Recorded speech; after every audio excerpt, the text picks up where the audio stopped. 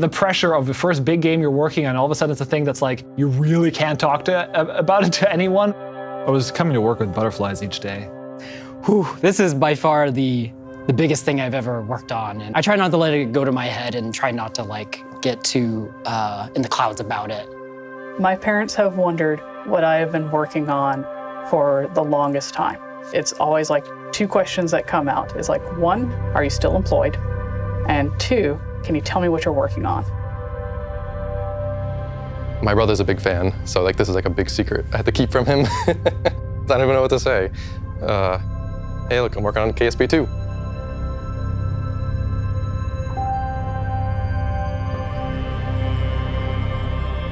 You don't, in general, get an opportunity to work on something that has sort of been at the center of your consciousness, or it's something that you feel genuine desire to work on. And from that perspective, this opportunity is very hard for me to process even now.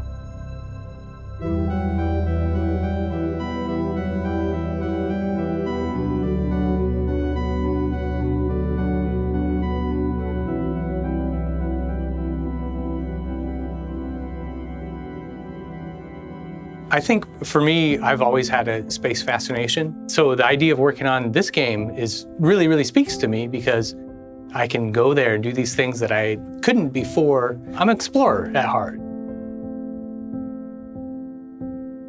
This is a game that merely gives you toys to play with and an infinite playground in which to play with them.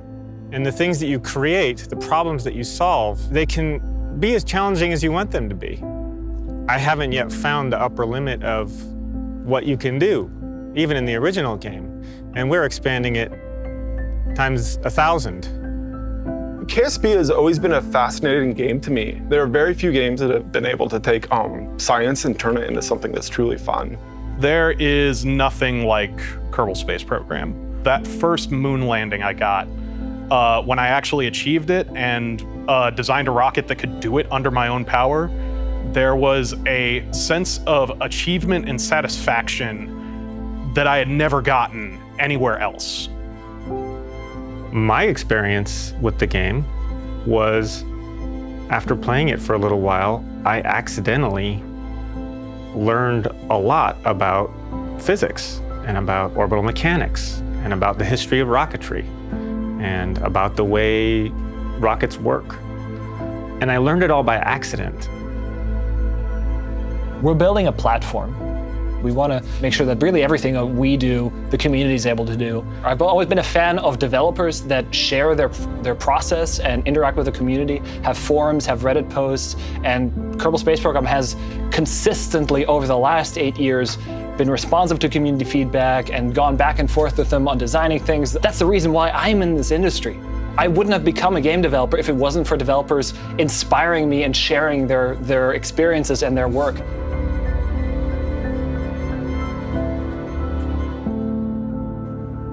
In the beginning, there were 2 guys. It was sort of an experiment.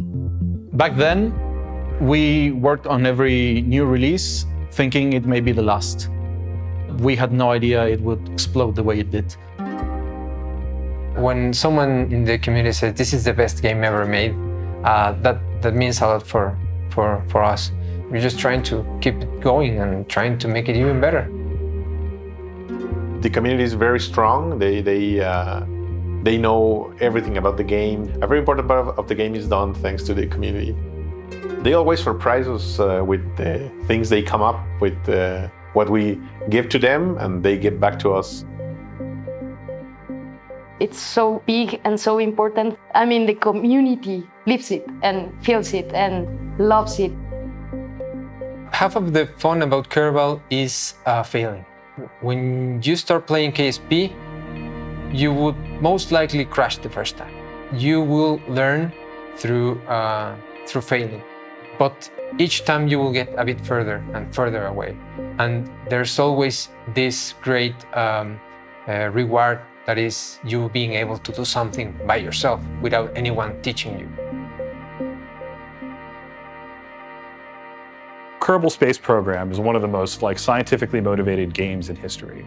It's a game that attempts to simulate essentially NASA.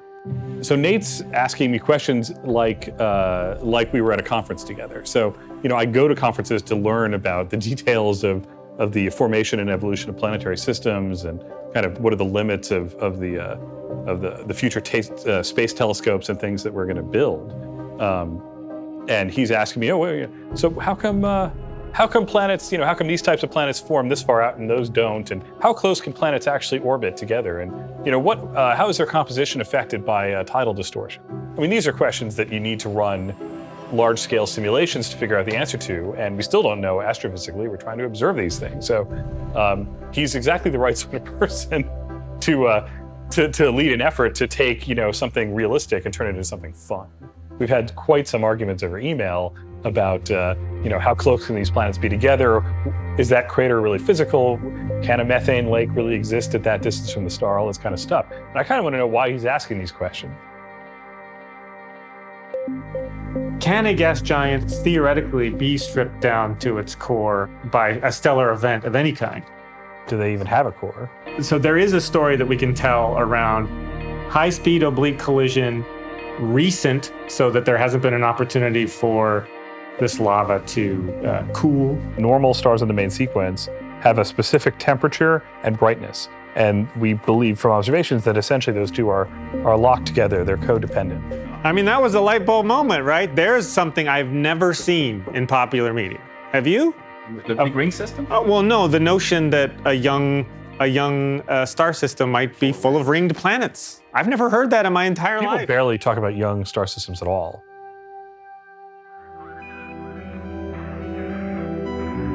The importance of Kerbal Space Program is that it's more than just a game. It is the ability to learn and to really grow as a person. It allows you to appreciate this universe that we're in and the world around us.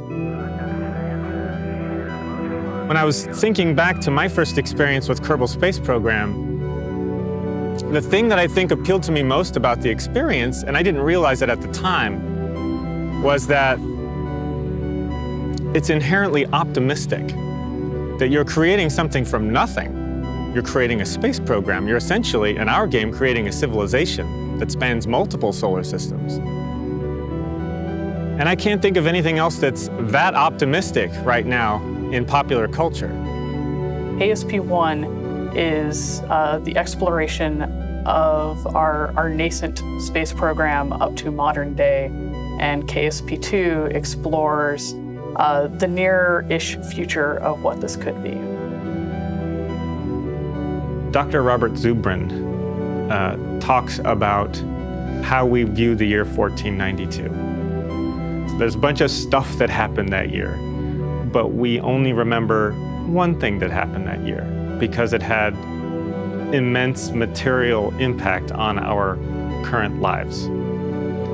And I think that's probably more true of the people who are advancing space exploration right now.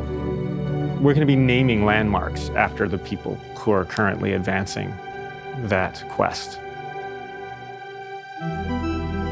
We're in a golden age of astrophysics and space astrophysics in particular. As flagship missions get bigger and bigger and more ambitious, are we going to be able to do the next generation of them? That will be even bigger and more ambitious. Where is the limit?